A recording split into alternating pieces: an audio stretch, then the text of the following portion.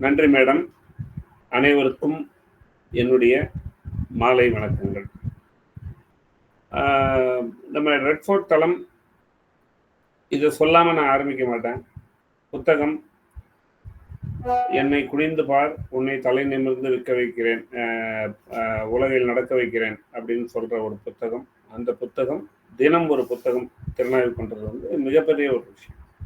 இன்னைக்கு ஒரு பெரிய பேச்சாளர்களாக இருந்தாலும், பெரிய பெரிய ட்ரெயினர்ஸாக இருந்தாலும், எந்த ஒரு வகையிலும் ஒரு புத்தகம் என்பது ஒரு மனிதனை வழிநடத்தக்கூடிய ஒரு விஷயங்கள்.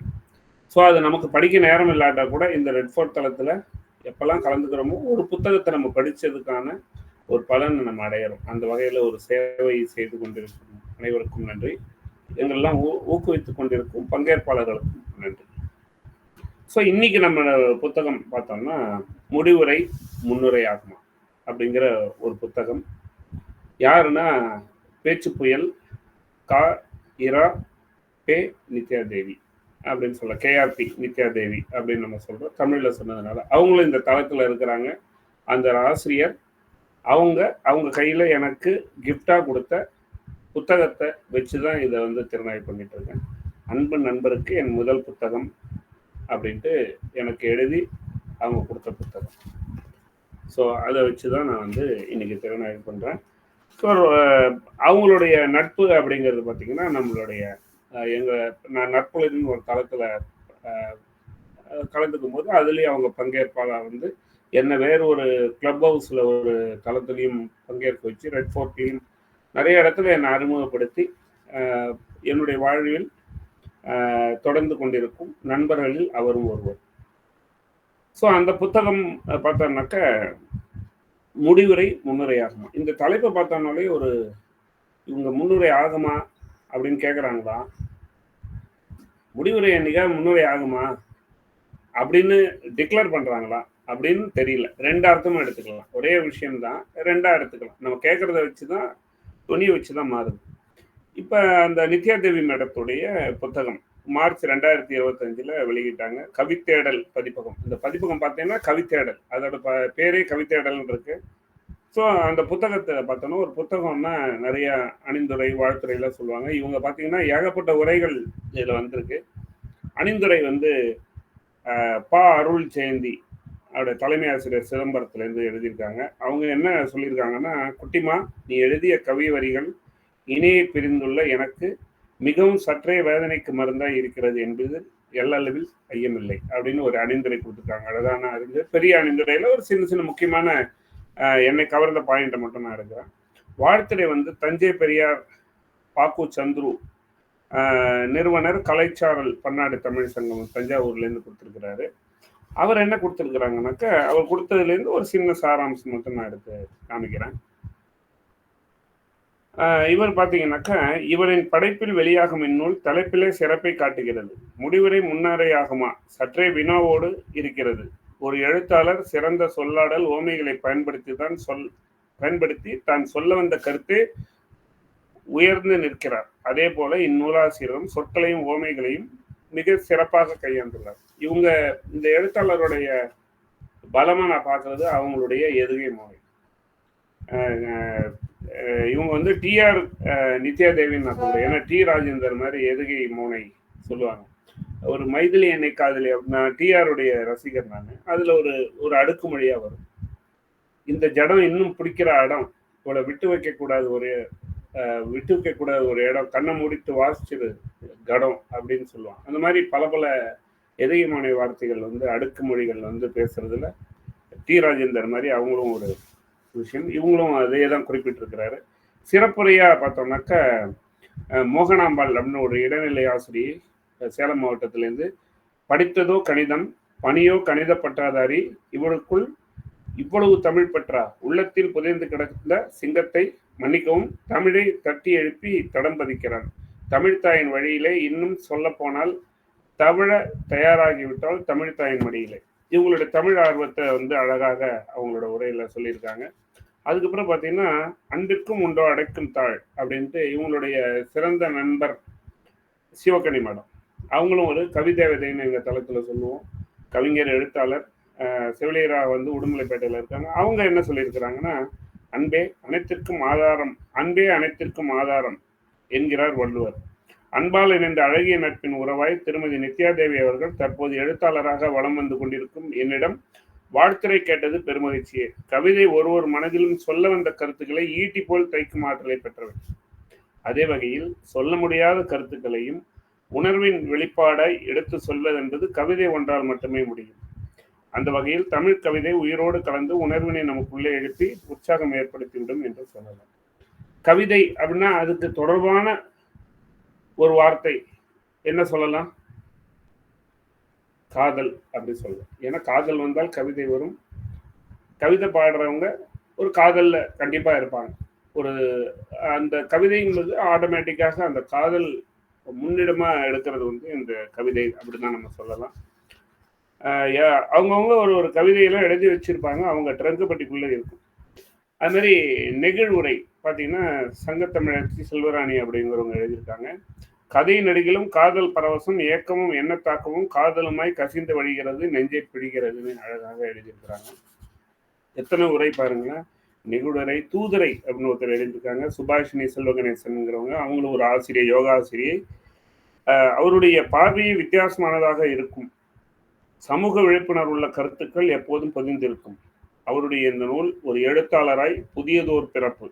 அவர் கவிதைகள் பலவற்றை நான் கேட்டிருக்கின்றேன். தலைப்பை பார்த்ததும் முதலில் இறுதி பக்கத்தை புரட்டி பார்த்தேன். அது என்னை முதல் பக்கத்தை படிக்க தூண்டியது. அருமையான படைப்பு. நடுப்புரை படிச்சிருப்பாங்கன்னு நினைக்கிறேன். விசால பார்வை அப்படின்னு ஒன்று கொடுத்துருக்காங்க. கரூர் சுபாஷினி, அவங்க பட்டதாசிரியர் ஆசிரியர் கரூர்லேருந்து. அவங்க என்ன எழுதியிருக்காங்கன்னா, தமிழ் பால் குடித்த இவர் சங்கப்பால் சொல்லெடுத்து அங்கமெல்லாம் அசைவு கொண்டு தங்க வரிகள் படைக்கும் தாமரை பூவிதழ் இவர். இந்த புத்தகத்தை வாசிக்கும் போது யதார்த்தம், கனவு, ஏக்கம், அன்பு அனைத்தும் நிறைந்து இருக்கிறது. இதில் சில வரிகள் மனதில் நீங்கா இடம் பிடிக்கிறது. அப்புறம் எண்ணுரை அப்படின்னு நம்ம நித்யாதேவி மேடம் கொடுத்துருக்குறாங்க. அவங்க நிறைய சொல்லுவாங்க, கணவனே கணக்கே கணவன் புத்தகமே புருஷன் அப்படி சொல்லுவாங்க. என்று வாழும் நான் என்னை கற்பனை காதலனான எண்ணி விரும்பிய கற்பனை உருவை காதலியாக எண்ணி நித்தம் கண்ட விஷயத்தை வைத்து என் சிற்றறிவு கொண்டு எழுதியுள்ளேன். நீங்கள் உங்கள் பொன்னான நேரம் அதை என் கவிதை கண் கொண்டு உயிர்ப்பிப்பதற்கு நன்றிகள் பல. அதாவது சிற்றறிவு கொண்டு எழுதியிருக்காங்க, முழு அறிவை யூஸ் பண்ணல. இதுக்கே இவ்வளோ பெரிய படைப்புன்னா முழு அறிவை யூஸ் பண்ணால் எவ்வளோ பெரிய படைப்புகள் வரும் இல்லையா? ஸோ இந்த கவிதை புத்தகங்கள் எப்படி இருக்குன்னாக்க, அவங்கள வந்து ஒரு காதலனா எடுத்துக்கிட்டு ஒரு கற்பனை காதலிக்கு இவங்க வந்து எழுதுற மாதிரி இந்த விஷயங்கள் சொல்லியிருக்கிறாங்க. இந்த பதிப்புரை பார்த்தோன்னா இந்த கவிதைடல் பதிப்பகத்திலேருந்து அவங்க என்ன சொல்லியிருக்காங்கன்னா, ஒரு நூலிற்கும் ஒரு தனித்துவம் இருக்கத்தான் செய்கிறது.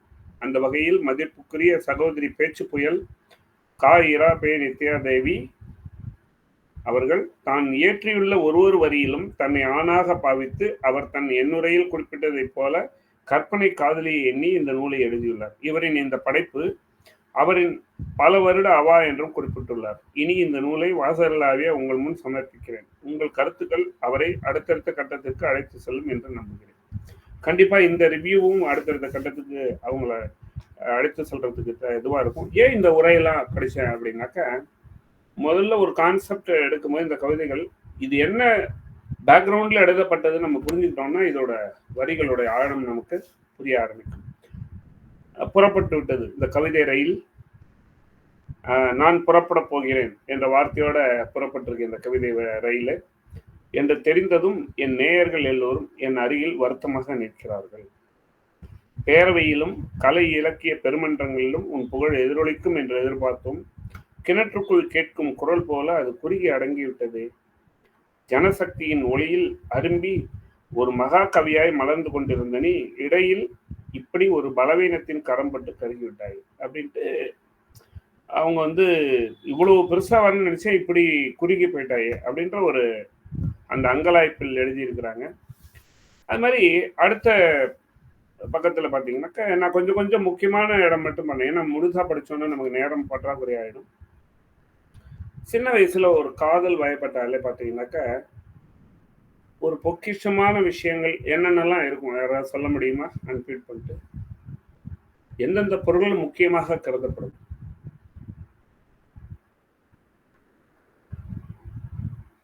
ஆடிபிளா இருக்குன்னா என்ன கேட்குறேன்னு தெரியுதா? ஒரு காதல்னா என்னென்ன பொருள்கள்லாம் முக்கியமா தென்படும் நமக்கு எல்லாம்? எல்லாம் காதல்னு சொல்றதுக்கு பயப்படுறாங்கன்னு நினைக்கிறேன். சார் காதல்னா புரியல. ஒரு காதல் வயப்பட்டா எந்தெந்த பொருள்கள் முக்கியமாக தென்படும்? எந்தெந்த பொருள்களுக்கு முக்கியத்துவம் கொடுக்கும்? தாஜ்மஹால், ம் தாஜ் தோணும், ஹார்ட் பார்த்தா தோணும், ஹார்ட் தலானி பார்த்தா தோணும். ஓகே. நான் காதலிக்கல, சினிமால நான் பார்த்திருக்கேன் கேட்கறது அவ்வளவுதான். என்ன மாதிரி கேட்குறேன்னா, ஒரு காதலியோட ஹேப்பின் ஓகே, காதலியோட அதெல்லாம் எனக்கு தெரியல. நான் தாஜ்மஹால் தான் சொன்னேன். காதலியோட ஹேர் கட்சி, பின்னா, ஆமா ஒரு அவங்க முடி. சின்ன ஒரு முடி கூட எடுத்து வச்சிருப்பாங்க, ஒரு சிறகுகள் எடுத்து வச்சிருப்பாங்க. அந்த மாதிரி ஒரு நினைவுகளாக சில சில பொருள்களை சேகரித்து வச்சிருப்பாங்க. நிறைய பேர் பார்த்தீங்கன்னா, நம்ம ஸ்கூல் பசங்க எல்லாம் பேக்ல சாக்லேட் பேப்பர் கொண்டு வர மாதிரி காதலி சாப்பிட்ட சாக்லேட் பேப்பரையோ, காதலன் சாப்பிட்ட சாக்லேட் பேப்பரையோ ஒரு பொக்கிஷமா எடுத்து வச்சிருப்பாங்க. அந்த மாதிரி சின்ன சின்ன பொருள்கள்லாம் கூட முக்கியத்துவம் பெறும். அந்த மாதிரி அவங்க சொல்றாங்க, அவளும் நானும் சந்தித்த அழகுகள் கூடிக்குழாவும் அந்த பாதையை விட்டு செல்கிறேன். அந்த பாதையை நடுக நாங்கள் நடக்கும்போது குளிர்ந்த நிழலையும் கூடவே பூக்களையும் காய்களையும் தூவி கொண்டிருந்த வேப்ப மரங்களை விட்டு செல்கிறேன். ஆக்சுவலி பார்த்தீங்கன்னா வேப்ப மரத்துல எத்தனை விஷயம் இருக்கு பாருங்களேன். இதையும் இதுல சேர்த்துருக்காங்க. குளிர்ந்த நிழல், கூடவே பூக்கள், காய்கள், பழம் எல்லாமே விட்டு சென்ற அந்த வேப்ப மரங்களை விட்டு செல்கிறேன். அந்த மெமரைஸ் ஒரு நம்ம காலேஜ் படிச்ச காலேஜுக்கு போனோம்னா அந்த காலேஜில் நம்ம உட்காந்து ஒரு திண்ணையில் உட்காந்து வருவோம். இந்த மூலையில தான் நம்ம நிற்போம், இந்த கேட்டுக்கிட்ட தான் நிற்போம் அப்படின்னு ஒரு இடம் பார்க்குற மாதிரி அவங்க அந்த இடத்த அப்படி சொல்றாங்க. வேப்ப மரங்களை விட்டு சொல்கிறேன். அந்த பாதைக்கு நேர் உச்சியில் அருட்களாக தோன்றும் ஐப்பசி மேகங்களை விட்டு சொல்கிறேன். ஐப்பசி மேகங்கள் இருக்கு இல்லையா, அதை அந்த மழைக்கு வர மேகங்களை விட்டு சொல்கிறேன். அந்த மேகங்களை தான் காதல்னாலே என்ன வந்துடும், மேகம் வந்துடும், நிலா வந்துடும். இதெல்லாம் டிஃபால்ட்டா இட் வில் கம். அந்த பாதையிலேயே வளர்ந்த வசீகரமான கனவுகளையும் கற்பனைகளையும் விட்டு செல்கிறேன் அப்படின்ட்டு அழகாக அதை அந்த நினைவுகளாக அவர் அதை நினைவுபடுத்துற மாதிரி அழகாக எழுதுறாங்க. வேப்பமரம் மேகம் அப்படின்னு. ஸோ இப்போ வந்து நான் புறப்படுகிறேன், என்னை மன்னித்து விடு. வேதனையில் வெளிப்படுத்தும் என் சொற்கள் தேள்களாகவும் அரவங்களாகவும் தோன்றினால் என்னை மன்னித்து விடு. நாகரிக நீராடும் பொய்கை என்று நீ என்னை நம்பி வந்த போது நான் உனக்கு சேராக தென்பட்டிருந்தால் என்னை மன்னித்து விடு. பிரிவின் வலிய கையில் பிடிபட்டிருக்கும் இந்த நேரத்தில் என் குற்றங்களை மறந்து கொஞ்சம் கருணை காட்டு. தூக்கில் தொங்கவிருக்கும் கைதி ஒருவனின் கடைசி ஆசையை பூர்த்தி செய்யும் ஒரு பழங்கால மன்னனை போல் நடந்து கொள். என் இறுதி வேட்கையை நிறைவேற்று. ஒரு கெஞ்சி கேட்குற மாதிரி அந்த காதலன் ஒரு கடைசி நேரம் ஒரு தூக்கில் போடுற கைதி கூட கேட்பாங்க இல்லையா, உன்னோட கடைசி ஆசை என்ன அப்படி கேட்பாங்க.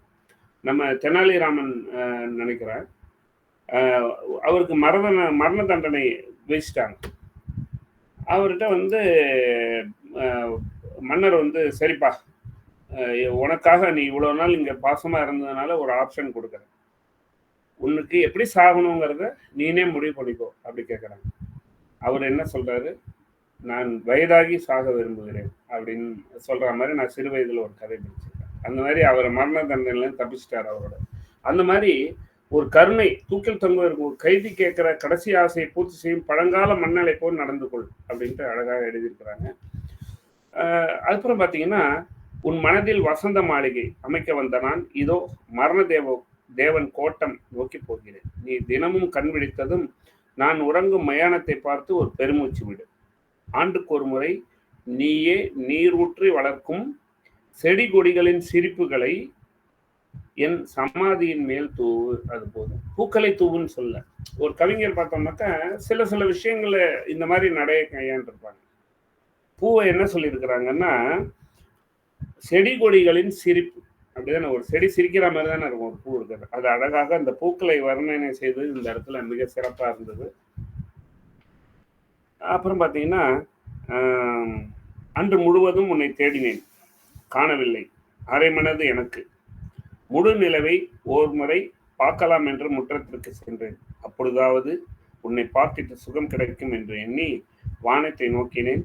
அங்கேயும் அரை நிலவு காண்கின்றேன். ஆமாம், என் உள்ளமும் உன்னை காணாததால் அறையாக தானே இருக்கிறது. நானே உன்னில் பாதிதான் அப்படின்னு சொல்லியிருக்காங்க. எப்பவுமே பார்த்தீங்கன்னா காதல்னா நிலா வந்துடும் இல்லையா? ஒரு பாட்டு பாடுவாங்கல்ல, நாளை இந்த வேளை பார்த்து ஓடி வா நிலா, இன்று எந்தன் தலைவன் இல்லை சென்று வா நிலா. ஏன்னா எந்த ஊர்ல இருந்து பார்த்தாலும் அந்த நிலாங்கிறது காமனான விஷயம். அதுதான் அந்த கம்யூனிகேஷன். இப்போ அதை வச்சு தான் அந்த காலத்தில் சேட்டலைட் இங்கேருந்து ஃபோன் பண்ணால் நம்ம நேர சேவா மேடம் பேசுகிறோம்னா சேவா மேடத்துக்கு நேராக போகாது, நேராக சேட்டலைட்டுக்கு போகும். அப்புறம் சேட்டலைட்லேயும் சேவா மேடத்துக்கு போகும். அந்த மாதிரி காதலுக்கு எப்படி பண்ணியிருக்காங்கன்னா நிலாவை வந்து ஒப்பிட்டு அந்த காலத்துலேருந்து உண்டு. இவங்களும் அந்த நிலாவிட்ட சிறப்பு இந்த இடத்துல. நீ இன்றி நான் பாதி தானே அப்படின்றாங்க. இவங்க பாதி, நம்ம 2 பேரும் பாதின்றதுனால நிலா பாதி இருக்கு, அப்ப நம்மளும் பாதி தானே அப்படின்ட்டு ஒரு ஒரு காதல் வந்துக்கிட்டாலே நம்ம என்னென்னலாம் அதோட ரிலேட் பண்ண முடியுமோ அதெல்லாம் ரிலேட் பண்ணிக்கிட்டே இருப்பாங்க. அந்த வகையில மிக சிறப்பாக கையாண்ட விதம் அருமையா இருக்கு.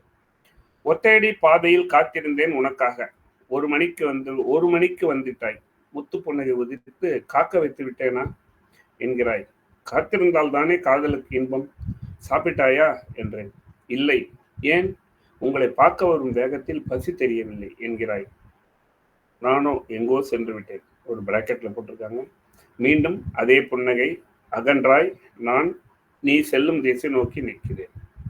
ஸோ இப்போ என்னன்னா, இந்த காத்திருத்தல் அப்படிங்கிறது பார்த்தீங்கன்னா எங்கெங்கெல்லாம் சுகம் அப்படின்னா, ஒரு காதலிக்காக வெயிட் பண்ணும்போதும், காதலுக்காக வெயிட் பண்ணும்போதும், இல்லை நம்ம குழந்தைகளை ஒரு பஸ் ஏற்றி விட போகிறோம், ஒரு இல்லை பஸ்லேருந்து ட்ரெயின்லேருந்து ரிசீவ் பண்ண போகிறோம்.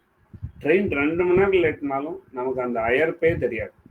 என்ன விஷயம்? ஏன் அதுக்கு அந்த காத்திருத்தல் சுகம் அப்படின்னா, காதலன் காதலிக்கு மட்டும் கிடையாது, அன்பானவர்கள் அன்புங்கிற பிணைப்பு இருக்கும்போது இந்த காத்திருத்தல் வந்து நமக்கு எந்த கஷ்டமும் கொடுக்காது. அதை இந்த இடத்துல மிக அழகாக சொல்லியிருக்கிறாங்க. ஸோ அன்பு அப்படிங்கிறது இணைப்பு. எங்கெங்கெல்லாம் அன்பு கொண்டாடப்படுகிறதோ அங்க வந்து காத்திருத்தல் வந்து சுகம்தான் அப்படின்னு நான் இதுல புரிஞ்சுக்கிறேன்.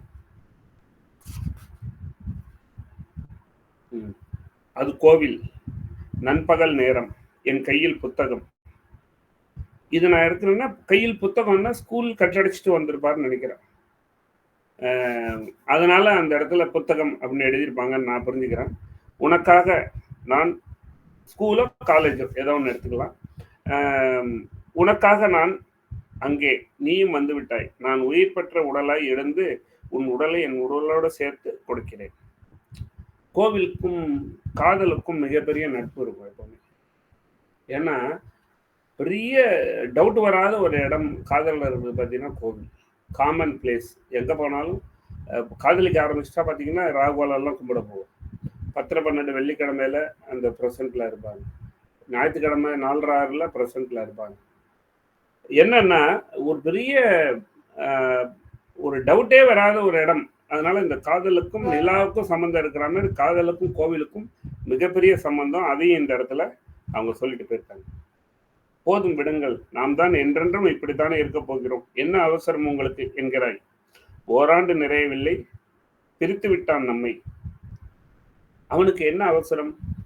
அந்த அவனுக்கு ஆண்டவனுக்குன்னு மாத்திருக்காங்க. அவனுக்கு யாரு ஏன் இப்படி பிரிக்கிறாங்க? கடவுளை டைரக்டா சொல்லாம பிராக்கெட்ல கடவுளை திட்டி இருக்கிறாங்க கவிஞர். ஸோ நான் அங்கே நிற்கிறேன், அது ஒரு மருத்துவ சாலை, நீ அங்கே வருகிறாய். என்னிடம் ஒரு பையை காட்டி, பர்ஸ், இதன் முடி மிகவும் இறுக்கமாக இருக்கிறது என்கிறாய். ஓ அதுவா, அது அப்படித்தான் இருக்க வேண்டும் என்கிறேன். நீ என்னை பார்க்கிறாய், உன் வதனம் மலர்ந்து புன்னகை காட்சி தருகிறது, கண்கள் தான் பேசினார். பல நேரம் கண்கள் தான் பேசும் காதலில்.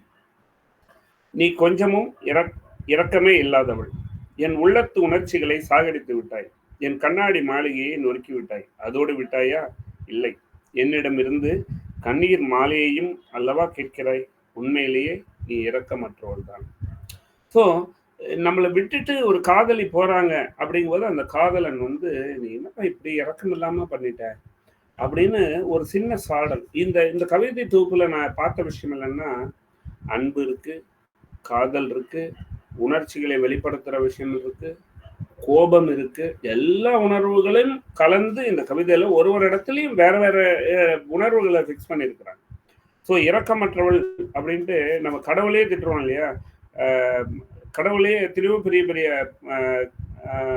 ஐ மீன் ஆன்மீகத்தில் இருக்கிற கடவுளே திட்டுவா, நீ இப்படியே இருக்க கல்லா நீனு அப்படியெல்லாம் திட்டுறாள் இருக்கு. அந்த மாதிரி காதலி திட்டுறா மாதிரி எழுதியிருப்பாங்க. அந்த சாலையில் நான் நினைக்கவே இல்லை, என் எதிரில் நீ வருகிறாய். நான் 2ஆம் வகுப்பில் வெற்றி தேர்வில் என்றேன். நீங்கள் தான் என்னிடம் முதல் வகுப்பில் வெற்றி பெறுகிறீர்களே, நான் போடுகிறேன் உங்களுக்கு முதல் வகுப்பு மார்க். என் 2ஆம் வகுப்பு வெற்றியே உனக்கு நன்றி, உன்னால் எனக்கு முதல் வகுப்பு. இப்ப அவரு எக்ஸாம்ல 2ஆம் வகுப்பு செகண்ட் கிளாஸ் வாங்கியிருக்கிறாங்க. நீ என்ன அவன் செகண்ட் கிளாஸ், நான் போடுறேன் உனக்கு ஃபர்ஸ்ட் கிளாஸ் மார்க் அப்படின்ட்டு இவங்க சொல்றத மகிழ்ந்த காதல் என்ன சொல்றாரு, அப்பா ரொம்ப நல்லது செகண்ட் கிளாஸுக்கு, ஏன்னா அது வாங்கினதுனாலதான் இப்ப ஃபர்ஸ்ட் கிளாஸ் வந்து மார்க் வந்து காதலிட்ட வாங்க முடிஞ்சது அப்படின்னு எழுதின விதம் வந்து ரொம்ப அருமையானது. சின்ன சின்ன விஷயங்கள் கூட பைத்தியக்காரத்தனமான விஷயங்களை ரசிக்க தோன்ற விதம் அந்த காதல் பருவம் அப்படிங்கிறது இதுல ஒரு ஒரு இடமா உணர்த்தி இருக்கிறாங்க.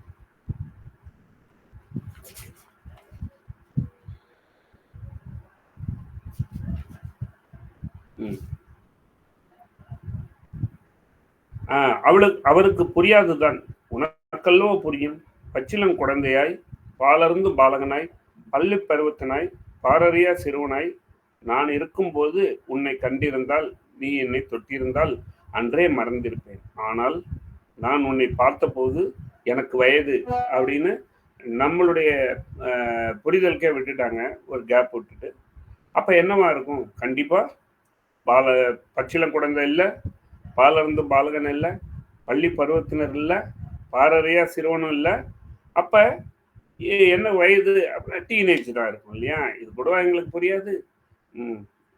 அதனால்தான் நான் மறக்கவே முடியவில்லை அப்படின்னு அந்த டீனேஜ் உணர்வுகளை எழுதுகிற இடம் ரொம்ப ரொம்ப அருமையா இருந்தது. நீ என் இதயத்தை மட்டுமா எடுத்துக்கொண்டாய், என் உடல், ஊன், செயல், உணர்ச்சி, ஆற்றல், உற்சாகம், மகிழ்ச்சி அத்தனையும் படித்துக் கொண்டாய். உண்மையிலேயே நீ ஒரு இரக்கமில்லாத கொள்ளைக்காரிதான். உன்னை பிரிந்து விட்டேன். பிரிவாற்றமையால் நண்பரின் வீடு சென்றேன். அது எனக்கு ஆறுதல் தரலாம் என்று என்னை வரவேற்கிறார். நாற்காலியில் அமர்கிறேன். அவர் உள்ளே செல்கிறார். ஆசை கிளியே கோபமா என் அருகில் வரவும். நான் நம்ம பாடலோசை என் காதுகளில் ஒலிக்கிறது. திரும்பி பார்க்கிறேன், வானொலி பெட்டி. என் நண்பர் ஆறுதலா? இது அந்த குளக்கரை வெண்மை நிற கொக்கு ஒற்றை காலில் நிற்கிறது. ஒரு மீனாவது கிடைக்காதா என்று அந்த சாலையில் நானும் நிற்கிறேன், ஒற்றை காலில் தான். உன்னை ஒரு முறை பார்த்து பேசலாம் என்று. கொக்கு, மீன் கிடைத்துவிடும், நான் நினைத்தது எனக்கு கிடைக்குமா அப்படின்னு ஆதங்கத்தோடு முடிக்கிறாரு. பல நேரத்தில் ஒற்றை காலில் நின்னாலும் கிடைக்காது.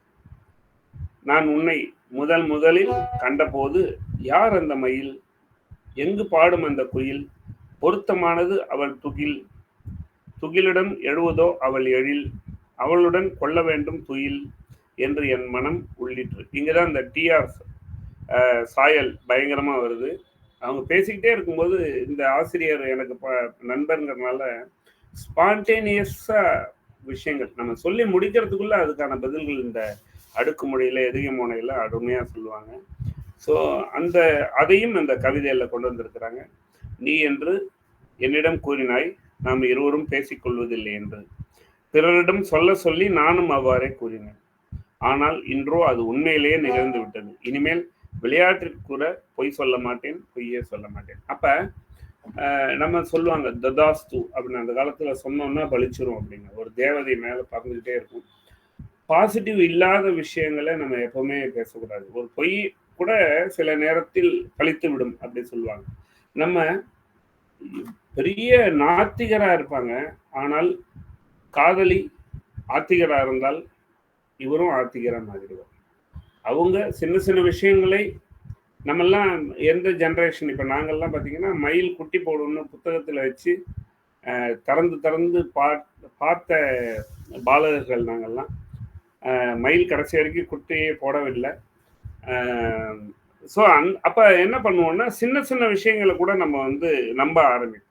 அப்ப என்ன இதுல சொல்ல வராங்கனாக்க, ஒரு தடவை நான் அவங்கள்ட்ட பேசிக்கிறது இல்ல அப்படின்னு சொல்றோம். அதுவே உண்மையா போச்சு. இனிமே இந்த மாதிரிலாம் பொய்யே சொல்லக்கூடாது. உனக்கு பிடித்தமான மலர் எது என்று கேட்டாயே என்னிடம். மிருதுவான உள்ளம் படைத்தோரிடம் கேட்டிருந்தால் மல்லிகை என்பர். உறுதியான இதயம் கொண்டோர் ரோஜா என்பர். அத்தனை தெளிவாளரிடம் கேட்டால் வாடியும் மனம் பரப்பும் மறிக்குழந்து என்பர். எனக்கு இந்த உலகத்திலேயே இதுவரை பூக்காத புதுமலராய் என்றென்றும் வாடாமலராய் எனக்காகவே பூத்திருக்கும் உன்னை தவிர வேறு எந்த மலர் பிடித்தமானது என்று எண்ணுகிறாய் அப்படின்ட்டு மலருடைய நிலா மலர் எல்லாத்தோடையும் ஒரு கவிதை வந்தா எல்லாத்தையும் நம்ம வந்து காதல் வந்தா இது எல்லாத்துலேயும் வர்ணிக்கிறதுல மிக சிறப்பாக கொண்டு வந்திருக்கிறாங்க. அடுத்து பார்த்தோம்னாக்க என் சிலிர்ப்பை புரிந்து கொண்ட நீ சிலை என்று நீ தொட்டாய், சிலை என்று நினைத்து தொட்டாய். ஓ உயிர் இருக்கிறதா என்கிறாய். இவ்வளவு நாட்களாய் சிலையாகத்தானே இருந்தேன், நீ தொட்டதால் தான் உயிர் பெற்றேன் என்கிறேன் நான். இஃது ஓர் நாள் நிகழ்ச்சி. நேற்று வரை ஊரார் என்னை கவிஞன் என்றார்கள், இன்று பித்தன் என்கிறார்கள். இதுல பாத்தீங்கன்னா இந்த அகலிகை சாபம் தனிந்தது. நான் இவங்க நாள் வந்து உயிரோட தான் இருக்காங்க, நீ தொட்டவொன்னே உயிர் வந்துச்சு அப்படின்னா அப்பதான் எனக்கு நான் ஒரு மனிதனாகவே மாறிவிட்டேன் அப்படின்ட்டு அவர் வந்து சொல்ற மாதிரி சொன்ன விதம் ரொம்ப அருமையா இருக்கு. பல அதாவது யதார்த்தமாக ஒரு காதலர் காதலிகள் எப்படி பேசுவாங்களோ, அதாவது இதுல பித்தன்னு குறிப்பிட்டிருக்கிறாங்க. கிட்டத்தட்ட பித்தன் தான். காதல் வந்துட்டா என்ன ஆயிடும்னா லூஸ் அப்படி சொல்லுவோம் இல்லையா, லூஸ் மாதிரி பேச ஆரம்பிச்சிடும். இது பார்த்து இது பாரு எவ்வளவு நல்லா இருக்கு, அது நல்லா இருக்கு, இது நல்லா இருக்கு. நம்ம ரொம்ப மொக்கையான ஒரு விஷயமா இருக்கும், அதை கூட பெரிய விஷயமா பேசிட்டு இருப்பாங்க. ஒரு சின்ன விஷயத்த பூதாகாரமா நினைச்சு பேச வைக்கிற பருவம் அந்த காதல் பருவம். சரியா? ஸோ காதல் வந்தாலே பித்தனாகி விடுவோம். ஸோ அந்த இடத்தில் ஒரு பெரியவர் தெய்வத்தை யாராவது பார்த்ததுண்டா என்று கேட்டோர். இதோ என்று உன் உருவப்படத்தை காட்டினேன், அதனால்தான் பித்தன் என்கிறார்கள். ஊர் கிடக்கட்டும், கவிஞன் பித்தன் என்று எதையாவது சொல்லும், நீ மட்டும் என்னை என் இனிய காதலன் என்று சொல், அது போரும் அப்படின்ட்டு அழகாக பண்றாரு. யார் வேணாலும் யார் வேணாலும் லூஸ் சொல்லட்டும், ஆனா நீ என்ன வந்து இனிய காதலன் சொல்லு அப்படிங்கிறாங்க. அருமையான ஒரு விஷயம். அப்படியே பார்த்தோம்னாக்க உன் மென்மையான விரலால் மணலில் ஏதோ எழுதுகிறாய். ஒரு அந்த காதல் பருவத்தில் இருக்கிறவங்க ஒரு பீச்சுக்கு போய் மணல் அப்படியே தண்ணி வரும், ரிட்டர்ன் போகும். அந்த இடத்துல அப்படியே ஒரு போர்டு மாதிரி ரெடி ஆயிடும். அதில் எழுதினா யார் எழுதுவாங்கன்னா, எப்போ என்ன எழுதுவாங்க, அவங்களுக்கு பிடித்தவர்கள் பேரை எழுதுவாங்க. ஒரு பேனா கடையில் போய் பேனா வாங்குறோம், அந்த பேனாவை எடுத்து என்ன எழுதுவாங்க, நான் பேனாவை செக் பண்ணும்போது என்ன எழுதுவேன்னா லவ் இஸ் காட் அப்படின்னு எழுதுவேன். நீங்கள் ஏதோ எதிர்பார்த்தீங்க, ஆனால் லவ் இஸ் காட் எப்பவுமே நான் எனக்கு அந்த சின்ன வயசுல இருந்தே வந்து லவ் இஸ் காட். பேனா செக் பண்ணும்போதும் சும்மா கிறுக்கலாம் மாட்டேன், லவ் இஸ் காட் அப்படின்னு எடுக்கலாம். ஸோ அந்த மாதிரி அந்த உன் மென்மையான விரலால் மனதில் ஏதோ எழுதுகிறாய், உனக்கு தெரியாமல் உன் பின்னால் நின்றவாறு ஏதேனும் புதிய ஓவியம் தீட்டுகிறாயோ என்று கவனிக்கிறேன். ஓவியக்கலை உன் கூட பிறந்த கலையாயிற்றே. நான் நினைத்ததைப் போல நீ ஓவியம் வரையவில்லை. மலை குகையிலும் கல் மண்டபங்களிலும் எதிரொலிக்கும் சத்தம் போல் என் உதடுகளின் உச்சரிப்பால் என் இதய அறைகளில் எப்போதும் எதிரொலிக்கும் உன் திருப்பெயரை முதலில் எழுதி பக்கத்தில் என் பெயரையும் இணைக்கிறாய். ஸோ இந்த பெயரை எழுதி எழுதி பார்த்துக்கிறதுல இருக்கிற சுகம் உலகத்துல எதுக்குமே கிடையாது. சும்மா எழுதுவான், அப்படி எழுதி பார்த்து அதை பார்த்தா அந்த எழுத்த பார்த்தா எல்லாமே உயிர் பெறும். காதலில் வந்து வைரமுத்துலாம் காதல் பற்றி நிறைய சொல்லியிருக்கிறான். எதெல்லாமே உயிர் பெறும். ஒரு எழுத்து உயிர் பெறும், ஒரு முடி உயிர் பெறும், ஒரு சிறகு முடி பெறும். ஒரு சாக்லேட் பேப்பர் பெரிய குணா படத்துல ஒரே ஒரு லட்டை வாங்கிட்டு கமலஹாசன் சுத்துவான். அப்படியே பெரிய உலகத்திலே பெரிய பெரிய விஷயம் கிடைச்ச மாதிரி. யாராவது அந்த படம் பார்த்துருந்தீங்கன்னா தெரியும். அப்படியே அந்த லட்டை வச்சுன்னு என்னன்னா அந்த லட்டு காதலி கையில வாங்கிட்டாங்க. அப்படியே அந்த எக்ஸ்பிரஷன் யாருமே சத்தியமா காமிக்க முடியாது. காதல்ல பார்த்தீங்கன்னா எப்படி இருக்கும் அப்படிங்கிறத ஒரு உணர்வுபூர்வமா அந்த படம்லாம் சில விஷயங்கள்லாம் நம்ம சினிமா பார்க்கும்போதும் அப்படிதான் நம்ம பார்க்கணும். ஸோ என் உதடுகளின் உச்சரிப்பால் என் இதய அறைகளில் எப்போதும் எதிரொலிக்கும் உன் திருப்பெயரை முதலில் எழுதி பக்கத்தில் என் பெயரையும் இணைக்கிறாய். என் பெயரின் முதல் 2 எழுத்துக்களை தொடங்கும் போது இன்பக் காற்று என்னை இழுத்து முன்முன் போடுகிறது அப்படின்னு அழகாக முடிக்கிறாங்க. எங்க முடிக்கிறாங்க? முன்னுரையா முடிவுரையா? கவிஞர் நம்மளுடைய எழுத்தாளருக்கே தெரியல. என்னன்னு பார்ப்போம் நம்ம தான்.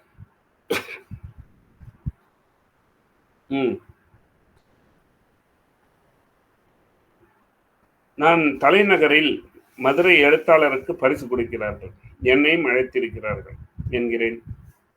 நீ என்ன பரிசு என்று கேட்கிறாய்? 2ஆம் பரிசுதான். நீ என்ன நினைத்தாயோ செவ்விழுதை கழித்தவாறு விடுங்கள் என்கிறாய். நான் முதல் பரிசு தருகிறேன் என்கிறாய். நான் என் கண்களை உன் கண்களில் செருகியவாறு என் 2ஆம் பரிசே உனக்கு நன்றி என்கிறேன். ஸோ மறந்ததை மறந்தனையோ நிகழ்ச்சிதனை நீ தொடங்குகிறாய். முதல்ல செகண்ட் கிளாஸ் வாங்குறாங்க, அவருக்கு நான் ஃபர்ஸ்ட் கிளாஸ் போடுறேன்னாங்க. இப்போ செகண்ட் ப்ரைஸுக்கு பதிலாக ஃபர்ஸ்ட் ப்ரைஸ் நான் கொடுக்குறேன் அப்படிங்கிறாங்க. ஸோ எப்பவுமே நமக்கு வந்து காதலனுக்கு காதலியும் காதலிக்கு காதலனும் ராஜா தானே இல்லை. அவங்களுக்கு என்ன ஃபர்ஸ்ட் கிளாஸ் என்ன எக்ஸலண்ட், அதுக்கு மேலே கூட நம்ம போடுவோம். ஊருக்கு போகிறேன், உங்களுக்கு சங்கடமாக இருக்காதா? ஆமாம், 2 நாட்களுக்கு சங்கடமாக தானே இருக்கும். அப்படியானால் அதற்கு பிறகும் சங்கடமாக இருக்காதோ? சரியாக போகிவிடுமோ? கும்கி படத்துல சொல்லுவாங்க இல்லையா, 6 மாசம் ரொம்ப உனக்கு கேவலப்படுவ கஷ்டப்படுவ, அப்புறம் அதுவே பழகிடும் அப்படின்னாங்க. அந்த மாதிரி கேட்டிருக்கிறாங்க. அப்படியானால் அதுக்கு பின் சங்கடமா இருக்காதோ? சரியா போய்விடுமோ? நீ வாடி பிணக்குகிறாய், அதற்கு பின் தான் நீயே வந்து விடுவாயே அப்படின்னு சமாளிஃபிகேஷன் பண்றாரு அவரு. ஸோ உன் முகம் பௌர்ணமி புன்னகை சிந்துகிறது, உன் செவியில் மெதுவாக சொல்கிறேன், நான் இல்லாத போது சிரிக்காதே, சிரித்தால் உன் புன்னகைகளை கவர்ந்து சென்று தூர தேசத்தில் மணிகள் என்று விட்டுவிட சிலர் காத்திருக்கிறார்கள். ஒரு இதெல்லாம் பார்த்தீங்கன்னா ஒரு காதலன் காதலிட்டே சொல்லுவோம், உன் புன்னகைகளை சொல்லிடாதப்பா, யாராவது தூர தேசத்தில் மணின்னு வித்துற போறான். பட் இதுல என்ன பிரச்சனைனா, காதலன்களா இருக்கிற வரைக்கும் இதெல்லாம் சிரிப்பை வந்து மணின்னு சொல்றோம். ஆனா மனைவி ஆயிட்டோம்னாக்கா அது என்ன சொல்றோம்? நான் இல்லாத போது கண்ணீர் சிந்தாதே, சிந்தினால் உன் கண்ணீர் துளிகளை சேகரித்து அந்நிய நாட்டு சந்தைகளில் முத்துக்கள் என்று விற்பதற்கு சிலர் தயாராக இருக்கிறார்கள். அப்ப புன்னகைகளை வந்து தூரதேசத்துல மணின்னு வித்துருவாங்க, கண்ணீரை வந்து முத்துக்கள் வித்துருவாங்க. இனிமேல் சிரிப்பதென்றால் நான் இருக்கும்போது சிரி, நான் இருக்கும்போது அடு. ஓ, நான் இருக்கும்போது நீ அழ வேண்டிய அவசியம் இல்லையே அப்படின்ட்டு அழகாக அந்த காதலன் வெளிப்படுத்துறாரு. 2இல் 1 சொல்லிவிடு, இப்போது என்னால் எதையும் தாங்கிக் கொள்ள முடியும். 2இல் 1 சொல்லிவிடு, எனக்காக இன்னொருத்தி காத்திருக்கிறாள். இது கொஞ்சம் மிரட்டி பார்க்கிறாரு காதலன். உன் முடிவை தெரிந்த பிறகுதான் அவளிடம் சொல்ல வேண்டும். அவள் ஊருக்கு வெளியே நின்று கொண்டிருக்கிறாள். எனக்காக கல்லால் ஒரு அழகிய அறை கட்டத் தொடங்கி இருக்கிறாள். அவள் பெயர் மரணம் அப்படின்னு ஒரு ஜர்க்கு கொடுக்குறாரு காதலன். ஏன்னா எனக்கு வந்து யாருன்னு சொல்லு, ஒன்று முடிவு உண்டா இல்லையா, இல்லைன்னா எனக்கு ஒரு ஆள் வெயிட் பண்றாங்க, யாருன்னு பார்த்தா மரணம் அப்படின்னு சொல்லி மிரட்டுறாரு காதலன். ஸோ நானும் நீயும் அப்படி சொல்லி, நீங்கள் ஏன் இந்த மரண விளையாட்டில் ஈடுபட்டீர்கள்? எந்த உணர்ச்சியும் எல்லை மீறும் போது உங்களால் தாங்க முடியாதே. ஒரு நாள் என்னை மறந்து விடுங்கள், நான் வேறு ஒருவரை என்று என் நாவினால் சொல்கிறேன் என்று வைத்துக் கொள்ளுங்கள். அப்போது உங்கள் இதயம்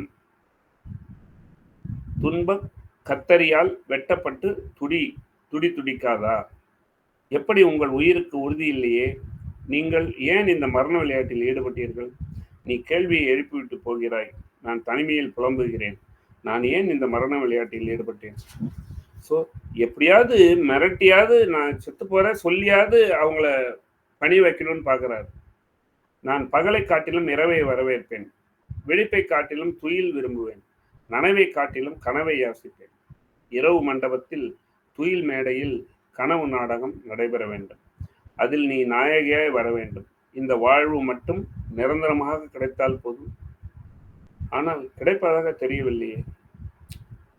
நம்ம காதல்ல இருக்கும் போது கண்ணை மூடிட்டோம்னா நம்ம கண்ணை திறக்க மாட்டோம், முழிப்பு வந்துட்டா கூட அப்படியே படுத்துட்டுருவோம். ஏன்னா அந்த நேரத்துல அந்த அந்த இமேஜினேஷன் அப்படியே இருக்கும். கண்ணை திறந்துட்டா அது போயிடும், அப்படியே இருக்கும். அந்த உணர்வுகளை வெளிப்படுத்தி இருக்கிறாங்க. ஸோ நீ தாமதித்திருக்காதே. தேரோட்டம் முடிந்த பிறகு திருவிழா காண வரும் ஒரு பக்தனைப் போல், வண்டி போன பிறகு நிலையம் வந்து சேரும் ஒரு பயணியைப் போல், நோயாளி மடிந்த பிறகு மருந்து வாங்கி வரும் சொந்தக்காரனைப் போல் நீ காலம் கழித்து வராதே, பிறகு வருந்தாதே.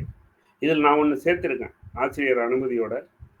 குற்றம் நடந்த பிறகு வரும் போலீஸை போல் அப்படின்னு நானும் இதை சேர்த்திருக்கேன். அப்ப நேரத்துக்கு வந்து என்ன சொல்றாங்களோ அதை நேரத்துக்கு வந்து சொன்னாதானே கிடைக்கும்ப்பா. நீ மாட்டும் காலம் தாழ்த்திக்கிட்டே இருந்தா எப்படி கரெக்டா இருக்கும் அப்படின்னு சொல்ற இடம் வந்து ரொம்ப அழகாக இருந்தது. உன் இனிய வாயால் என் காதல் மட்டும் பொய் என்று சொல்லிவிடாது. குறைந்த அளவு இந்த வரத்தையாவது கொடு. நீ என்னை கைப்பிடிக்க வேண்டாம், காதலித்தால் போதும். நீ என்னை காதலிக்க கூட வேண்டாம், வேண்டாம், அன்பு காட்டினால் போதும். நீ என்னிடம் அன்பு காட்டாவிட்டாலும் பரவாயில்லை, என்னை வெறுக்காமல் இருந்தால் போதும். குறைந்த அளவு இந்த வரத்தையாவது கொடு. கடைசியா வந்து எதையா ஒண்ணு கூடப்பா. 3 அடி மண் கேட்டான் வா மன்னன் உலகிலே 3 என வைத்ததை ஏதாவது ஒண்ணு, காதலை கொடு, இல்ல அன்பா கொடு. எதுவுமே வேண்டாம்ப்பா, நீ கல்யாணம்லாம் பண்ணிக்க வேண்டாம், என்கிட்ட வந்து என்னை வெறுக்காம இருந்தா போதும், நீ அன்பு கூட செலுத்தாத அப்படின்ட்டு கடைசி வரை மன்றாடி பார்க்கிறாரு. ஆனா முன்னரே ஆகுமான்னு தெரியல. அன்பு தறியில் நெய்யப்படும் அழகிய ஆடையாகும் என்று எதிர்பார்த்தேன். வாழ்க்கை நெருப்பில் விழுந்த எண்ணெய் துளி போல பொசுங்கிக் கொண்டிருப்பதை பார். என்ன ஒரு இதுல வந்து அதை ரெண்டுத்தையும் கோயின்சிடன்ஸ் பண்றாங்க. அதுக்கு தமிழ் வார்த்தை பார்த்தீங்கன்னா, ரெண்டுத்தையும் மேட்ச் பண்றதுக்கு ஒரு வார்த்தை சொல்லுவாங்க, எனக்கு மறந்து போயிடுச்சு. நெருப்பில் விழுந்த எண்ணெய் துணி போல் பொசுங்கிக் கொண்டிருப்பதை பார். நம்ம குகனை பத்தி சொல்லுவாங்க, எண்ணெய் உண்ட இருள் புரை மேனியான் அப்படி சொல்லுவாங்க. இருட்டை வந்து எண்ணெய் தடவின இருட்டு மாதிரி குகன் இருந்தான் அப்படின்னு சொல்லுவாங்க. அந்த உருவகம் அப்படிதான், இதுக்கு வேறு உருவகாணின்னு சொல்லுவாங்க. ஸோ நெருப்பில் விழுந்த எண்ணெய் துணி போல பொசுங்கிக் கொண்டிருப்பதை பார். பார்த்து விட்டு போ என் சத்தியமே, எனக்கு ஓவியம் எழுத தெரியாது. தெரிந்திருந்தால் உன்னை சுற்றி வட்டமிட்ட என் உள்ளுணர்வைகளின் பல வண்ணங்களில் வழங்கி இருப்பேன். அதற்காக நான் எந்த ஓவியனின் கையையும் நம்பியிருக்கவில்லை. நீயும் விரும்ப மாட்டாய். உன் மனம் எனக்கு புரியுமே, உன் மனம் எனக்கு புரியுமே, என் மனமும் உனக்கு புரியுமே. என்னை நீ புரிந்து கொள்ளவில்லை என்றால் வேறு யார் புரிந்து கொள்ளக்கூடும்? என்னை நீ புரிந்து கொள்ளவில்லை என்றால் வேறு யார் புரிந்து கொண்டுதான் என்ன அப்படின்னு முடிக்கிறார். நீ இவ்வளவு காலம் எங்கிருந்தாய்? 15-16 கார்த்திகைக்கு பின் ஒரு நிலவரையிலிருந்து பதப்படுத்தப்பட்ட வெளிவந்த வீரமுக்க மதுவை போல. ஒரு மதுவோட வந்து ஒரு நிலத்துக்கு அடியில பதைச்சிருவாங்க. அது எத்தனை வருஷம் கடிச்சு எடுக்கிறாங்களோ அதோட வேல்யூ அதிகமாகும். அதையும் இந்த இடத்துல கவிஞர் யூஸ் பண்ணியிருக்கிறாங்க. பதப்படுத்தப்பட்ட வெளிவந்த வீரமிக்க மதுவை போல 16-17 மார்கழிக்கு பின் ஒரு களங்கமற்ற இதயத்தில் கருவாய் இருந்து, 16-17 மார்கழிக்கு பின்னா அத்தனை வருடம்னு நான் எடுத்துக்கிறேன். அணி அலங்காரத்தோடு உருவாகி வந்த ஒரு ஒப்பற்ற காவியம் போல் 17-18 தைக்கு பின் ஒரு சின்னஞ்சிறு தீவில் ஒதுங்கி இருந்து வைரக்குப்பையோடு கடல் வாசல் வந்து ஒரு சுதேசி கப்பலை போல் நீ என் கண்ணை கவர்கிறாய். உன் வருகையால் உவகை சிகரத்தை கையால் எட்டி தொடுத்தேன். ஒரு காதலன் வந்து அந்த காதலியை ரொம்ப நாள் கழிச்சு பார்த்திருக்கிறார். 17-18 வருடம் கழிச்சு பார்த்திருக்கிறாங்க. என்றதும் இவ்வளவு காலமும் உன்னை காணாமல் வீணாகி போய்விட்டது என்று எண்ணி கவலை பள்ளத்தில் கால்வழிக்கு விழவும் செய்கிறேன். உன்னை வரவேற்கிறேன். என்னை மீண்டும் இசைக்க வைக்க வந்துள்ளாய். உன்னை வரவேற்கிறேன். நான் மகர யாழ். உன் மணிக்கரம் தீண்டினால் போதும். என்னால் உனக்கு பெருமை வரும், உன்னால் எனக்கு வாழ்வு வரும். உன்னை வரவேற்கிறேன் அப்படின்ட்டு நியூட்டன் புவியீர்ப்பு சக்தியை கண்டுபிடித்தான். நான் என் உயிரீர்ப்பு சக்தியை கண்டுபிடிச்சேன். சயின்ஸ் மேக்ஸ் வாத்தியார் சயின்ஸ் பேசியிருக்கிறாங்க. என் கண்டுபிடிப்பே நீ வாழ்க. இலக்கிய துறையிலிருந்து விமர்சன தோணி ஓட்டும் என் சகோதரர் ஒருவர் காதல் என்பது பொய்யா மெய்யா என்று கேட்டார். ஓ நல்ல வேலை, சரியான நேரத்தில் உன்னை சந்தித்தேன். இல்லாவிட்டால் தவறான விடையை சொல்லியிருப்பேன். நீரிலே நெடுநாட்களாக கடந்தாலும் கருங்கல் கரைவதில்லை. 1000 இடம் பார்வையில் மூழ்கியும் முன்பெல்லாம் என் மனம் கரையவில்லை. இன்று என்ன அதிசயம், ஒரு வினாடி உன் ஈரப்பார்வையில் என் மனம் உப்பாகிவிட்டது என்று சொல்கிறார். காதல் பொய்யா மெய்யா? விடை எத்தனை வருடம் ஆனாலும் வெளியில் தெரியாது. அப்படி இது என்னோட கருத்து. அப்படி சொல்லி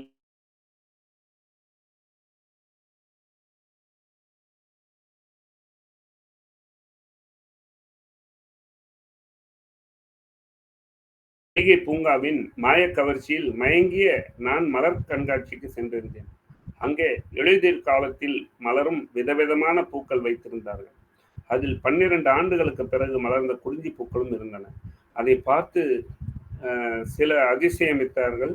நானும் 10,000 ஆண்டுகளுக்கு பின் மலர்ந்துள்ள உன்னை அந்த பூக்களிடையே வைத்திருந்தால் எவ்வளவு நன்றாக இருக்கும். அந்த குறிஞ்சி பூவையும் அந்த காதலியும் ஒன்னா வச்சு பார்க்கிறார் கவிஞர் ஆசிரியர். கோடைக்காலம் வரும்போதெல்லாம் ஒரு எக்ஸிமோவை போல் பனிப்பிரதேசத்தில் பக்கம் திரிய வேண்டும் என்று ஆசைப்பட்டிருக்கிறேன். கூதிர் காலம் வரும்போதெல்லாம் ஒரு புகைவண்டி ஓட்டியை போல நெருப்பில் பக்கம் நிற்க வேண்டும் என்று ஆசைப்பட்டிருக்கிறேன். இப்போது எந்த காலத்திலும் உன் பக்கமே இருக்க வேண்டும் என்று ஆசைப்படுகிறேன். உண்மையை ஒப்புக்கொள்கிறேன். நான் பேராசைக்காரன் தான். முதலில் உன் இதழ்களால் பால் போன்ற புன்னைகளை சிந்தினால் போதும் என்று சொல்லி கடைசியாக என் மூதாதை ஒருவன் பாரதியார் பராசக்தியிடம் வரம் கேட்டான். காணி நிலம், மாட மாளிகை, தென்னந்தோப்பு, அது இது என்று வேண்டி இறுதியில் ஒரு பத்தினி பெண்ணை கேட்டான். நான் கேட்டால் உன்னை மட்டும்தான் கேட்பேன். உன்னை பெற்றால் உலகத்தில் உள்ள எல்லாம் பெற்ற மாதிரி தானே. இது காதல் செய்யும்போது இது வேணுமா, 10-12 தென்னை வேணுமா, காணி நிலம் வேணுமா, எல்லாம் வச்சு தராசில வச்சு இதுவா அதுவா அப்படி கேட்டான். எல்லாரும் காதலனோ காதலியை தான் கேட்பாங்க. அதையே தான் ஆசிரியரும் கேட்டிருக்கிறார் என்று சொல்லி முடிவரை முன்னரை ஆகுமா அப்படின்னு கேள்வியா, இல்லை ஆகுமா, இது சாத்தியமா என்ற கேள்வியோடு முடிக்கிறேன். வாய்ப்புக்கு நன்றி, வணக்கம். வாழ்த்துக்கள் சார், ரொம்ப அருமையா இருந்துச்சு. எல்லாரும் கிளாப் பண்ணுங்க.